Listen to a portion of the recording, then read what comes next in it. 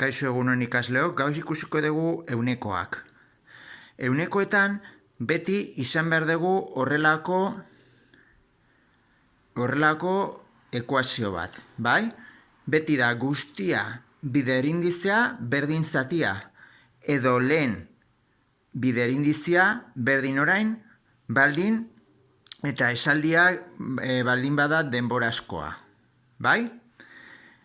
Ikusiko ditugu hasiera batean 3 adibide hauek. Lehenengoan, ikasgela batean 40 ikasle daude eta 160 neskak dira. Zenbat neska daude ikasgela horretan? Antolatuko dugu. Hemen hartuko dugu lehenengo esaldia, bai? Guztia zenbat ikasle? 40. Beraz, jarriko dugu 40. Bider. Indizea eunekoarekin lotuta dago. Kasu honetan jartzen du 160. Beraz, 160 dakigu dela 60 zati 100. Bai? Eta jarriko dugu hamartarrean. Hamartarrean izango da 0,60. 0,60. Ero 0,6, bai? Orduan honi deitzen zaio indizea. Sartuko dugu hor. Beraz, hemen jarriko dugu 0,60. Bai? Eta egiten badugu biderkaketa hori, izango da zatia. Hau da, galdetzen dutena, guzti horretatik zenbat dira neska.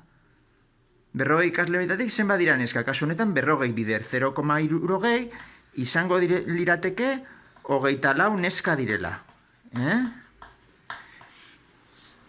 Bai? Bigarren adibidean. Beti jokatu behar da ekuazio horiekin. Artalde batean 130 ardi beltzak dira. Beraz, 130 zati 100, pauso hau ja saltatu ezakegu, eta hau da 0,30. Hau da erabiliko dugun indizea, bai? 60 ardi beltz daude. Galdera da zenbat ardi daude guztira. Beraz, orain, galdetzen digu guztia zenbaden.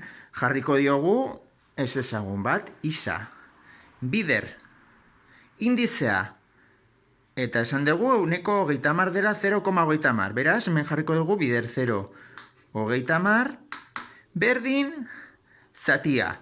Zatia kasu horretan dira 60. Askatuko dugu isa, hemendik.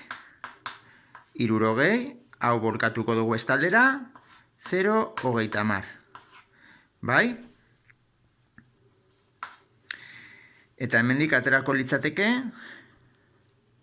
zenbat dauden guztira artalde horretan. Kasu horretan dira, 200 ardi daude guztira. Bai? Eta bukatzeko, hemen daukagu beste adibide bat. Inkesta batek 50 galdera ditu, eta 40 galdera jartzen du direla baietz erantzun dutela. Zein da baiezkoen eunekoa? Kasu honetan jarri barko dugu lehenengo gauza. Zenbat dira guztira? 50 galdera. Bider, indizea, kasu horretan galdetzen dute eunekoa, beraz atera behar dugu indizea. Eta zatia, zenbat dira baiezkoak? 50 galdera horitatik 40, beraz zatia da 40. Hemendik askatuko dugu.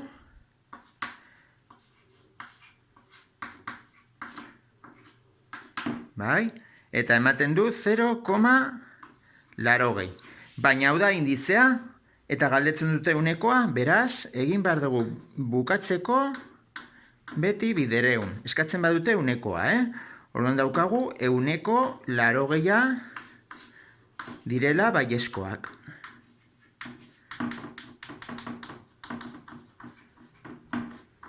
Esango balutze, ezeskoak zenbat diren, galdetuko balute, pues oso erreza da.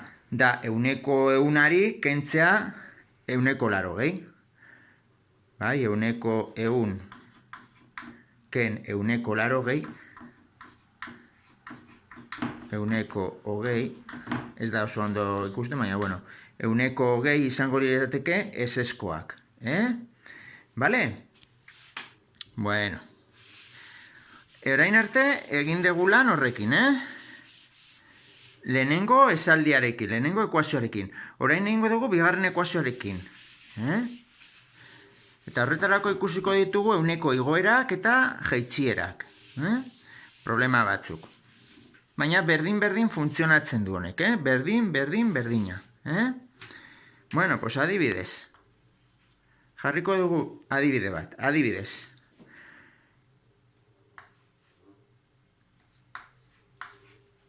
Eunda berrogeita mar euro balio duen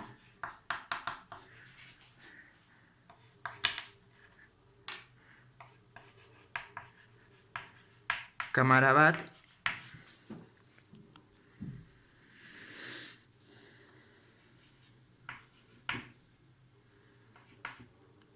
orain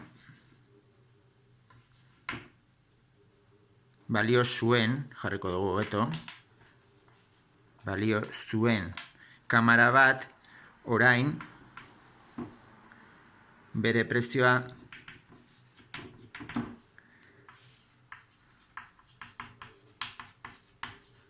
euneko 10 jaitsi da.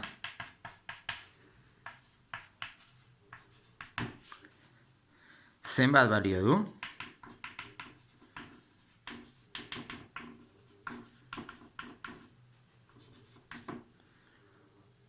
Orain.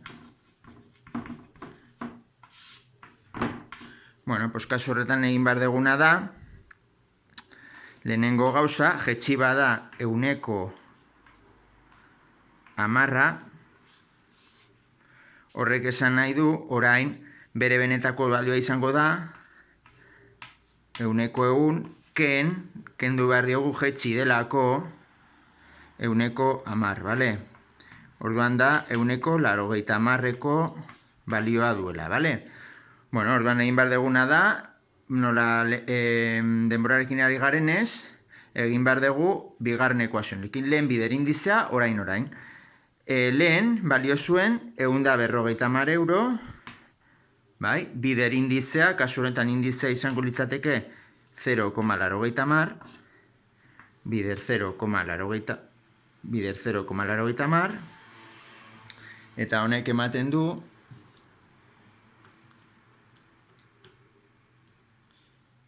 135, bai? Hori izango litzateke emaitza. Denborarekin ari garenez, pues, egin behar dugu bigarren esaldi honekin, bale? Bueno, beste adibidez jarriko dugu. Adibidez.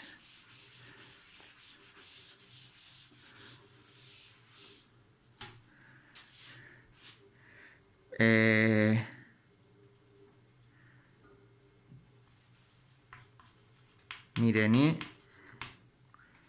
soldata igo diote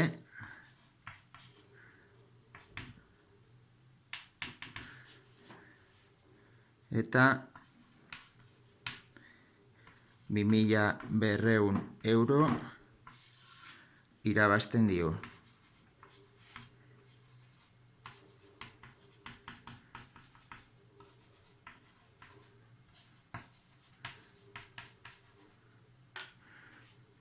Mireni soldatu igo diote, pues adibidez, euneko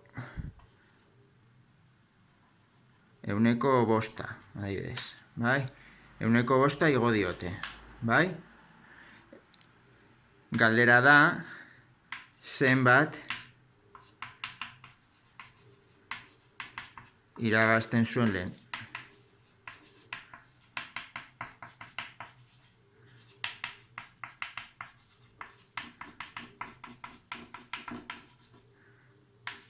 Bueno, pues egin behar duguna hemen da, lehen galdetzen dute lehen. Hau da izango da ez ezaguna. Isa, bider. Indizea, jartzen du 105 igo diotela.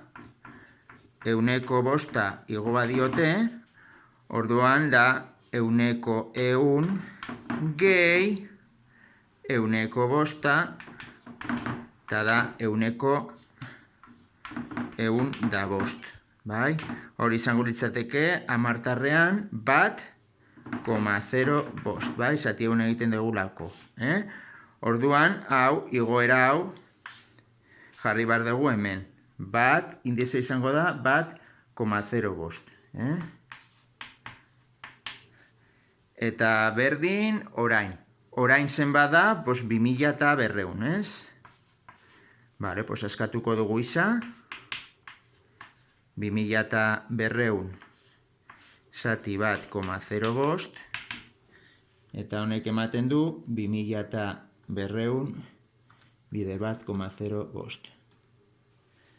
Pues 2.200, zati 1,05.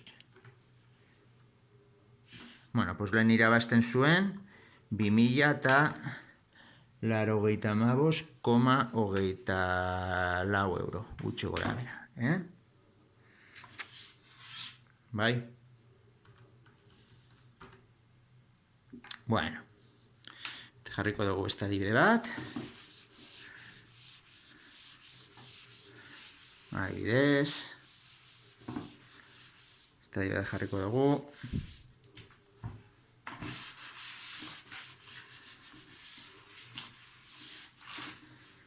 Adibidez.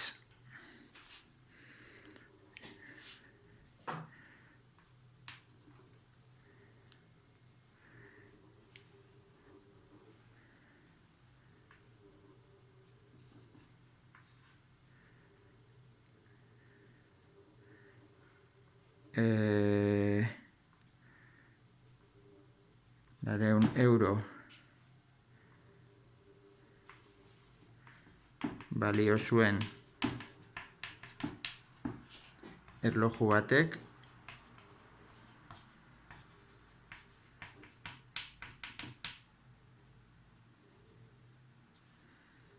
orain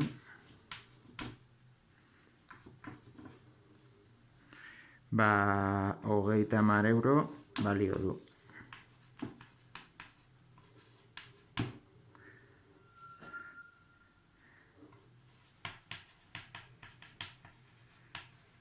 Zenbateko berapena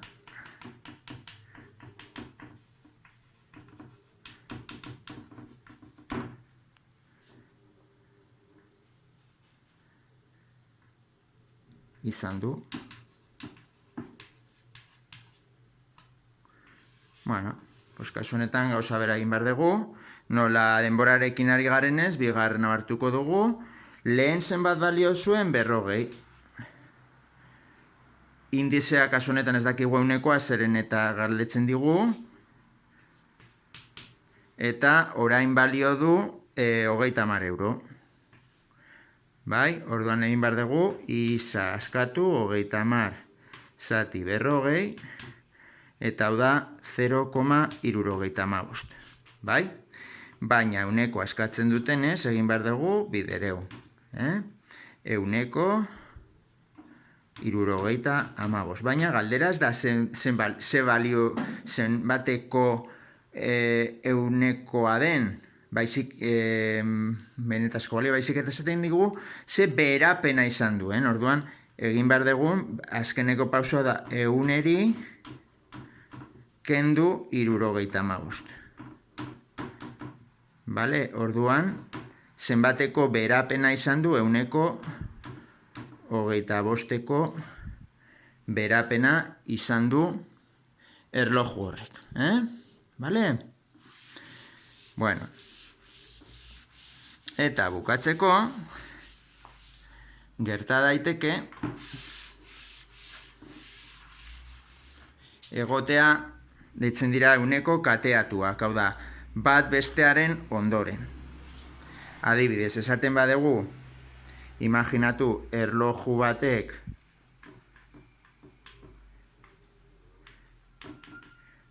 balio duela urtarrilean, laburtuko hemen, urtarrilean imaginatu balio duela 50 euro. Vale? Eta esaten digu, bueno, otsailaren hasieran,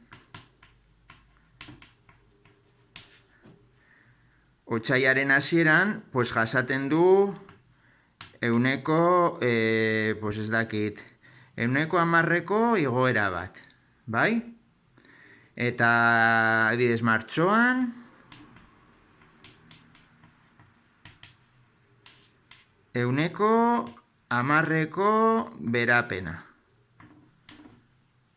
Vale? Imaginatu galdera dela, zenbat balio duen apirilean.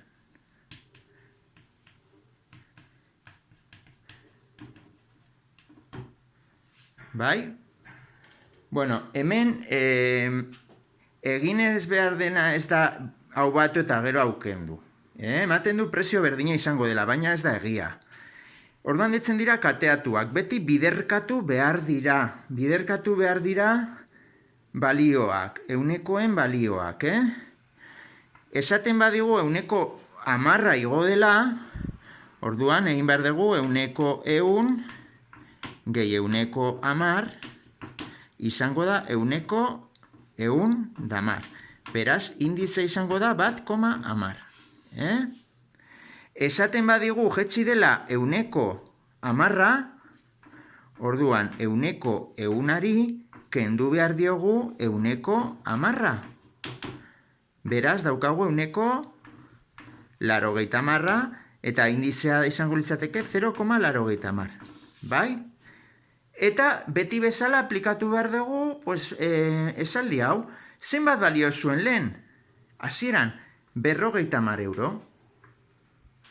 Orain, indizea zein da? Biderkatu behar ditugu bi balio hauek. 1,10 bider 0,80. Hone joagatuko dugu, indize konposatu bat. Eta bukatzeko, zenbat balio du orain? Hau da, apirilean. Multiko dio gisa, bale? Bueno, pues egiten dugu hemen, 50 bider 1,10 bider 0,80 eta ematen du 0,89.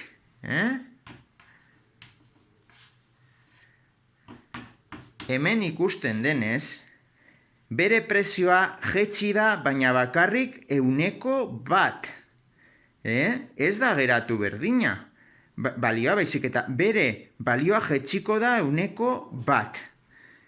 Orduan hemendik kalkulatuko dugu isa, 50 bider 0,89 ematen du 59,5 euro balioko du erlojuak apirilean, bai?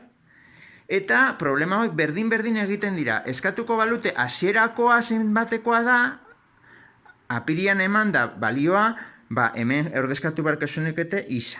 Eta bestea berdina da.